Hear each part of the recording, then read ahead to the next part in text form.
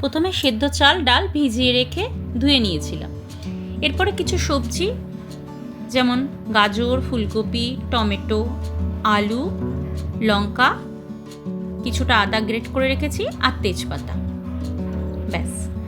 এরপরে প্রেশার কুকারের মধ্যে সর্ষের তেল দিয়ে তাতে জিরে ফোড়ন ও তেজপাতা ফোড়ন দেওয়া হলো। এরপর একটু নাড়িয়ে নিলাম। এরপরে গ্রেট করা আদাটা দিয়ে ভালো করে নাড়িয়ে নিতে হবে তেলের মধ্যে, যাতে আদার গন্ধটা, কাঁচা গন্ধটা ছেড়ে যায়। এরপর একে একে সবজিগুলো দিয়ে দেব। প্রথমে ফুলকপি দিলাম, তারপরে আলু, গাজর, লঙ্কা দিয়ে দেব, দিয়ে একটু লবণ হলুদ দিয়ে নাড়িয়ে নেব। এটা আমি আমার ছেলেদের ব্রেকফাস্টের জন্য বানিয়েছিলাম, সাথে একটু বেগুনও ভেজেছিলাম। তোমরা কে কে খিচুড়ি খেতে ভালোবাসো কমেন্টে জানিও। তোমরা ডিনারেও এই খিচুড়িটা করতে পারো, বেশ ভালোই লাগে, অথবা বৃষ্টির দিনে খুবই ভালো লাগে। চলো এবার ভালো করে নাড়িয়ে নিলাম, দিয়ে টমেটো কুচিগুলো দিয়ে দিলাম। এরপর একটু কষিয়ে ধুয়ে রাখা চাল ডালগুলো দিয়ে দিলাম।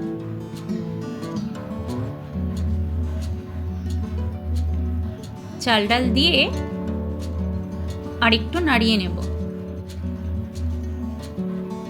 এরপর পরিমাপ মতো জল দিতে হবে, যেমন যতটা চাল ডাল নিয়েছিলাম তার দ্বিগুণেরও একটু বেশি জল দিতে হবে, একটু উষ্ণ জল দিলে ভালো হয়।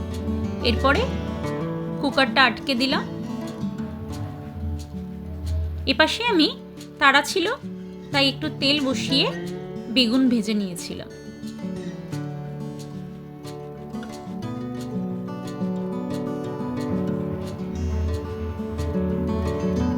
আমার ছেলেরা বেগুন ভাজা দিয়ে খিচুড়ি খেতে খুব পছন্দ করে। এরপর 7-8টা সিটি দেওয়ার পর কুকারটা খুলে তাতে গুঁড়ো আখের গুড় আর ধনে পাতা ছিটিয়ে একটু নেড়ে নিলেই তৈরি হয়ে যাবে হেলদি খিচুড়ি। এরপরেই দেখুন গরম গরম সার্ভ করে দিয়েছি, আমার ছেলেরা খাচ্ছে। ভিডিওটা যদি ভালো লেগে থাকে আপনারা লাইক, শেয়ার আর কমেন্ট করে দিন, আর অবশ্যই চ্যানেলটা সাবস্ক্রাইব করে দেবেন।